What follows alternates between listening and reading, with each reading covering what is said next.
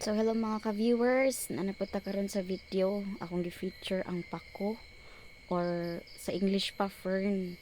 Paborito gyud ni nako, labi na og muuli ko diri sa Bohol. Mao gini akong pangitaon.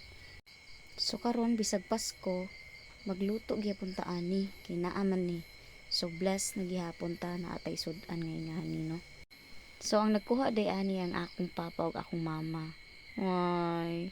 Kablas bagid na ako napa ko'y amahan ug inahan. So kaning time mag hagpat na ko sa akong fern or sa akong pako sa Bisaya pa. So karon kay Pasko man ron no, mag pinasaylo ay tantanan o mga tagaydan sa Ginoo, mag pasalamat sa tanang grasya nga iyang gihatag sa atoa or sa tibuok natong pamilya ug mga kapasayloan sa tanang mga sala ang atong nahimo diri sa kalibutan. Unya dili ta malimot nga ang tinuod nga essence sa Pasko kay pagpangandam para sa pag-abot sa ato ang gimahal nga baby Jesus, no? So kini kay nahuman na maghagpat atoan na ning lutuon. Medyo gamay ra ni akong giluto kay gitunga man ako kay medyo daghan man.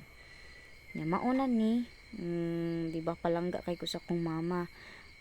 Akong mama day may nagluto ani kay ganahan man ko sa iyang nilutuan. Wow. I love you, mother.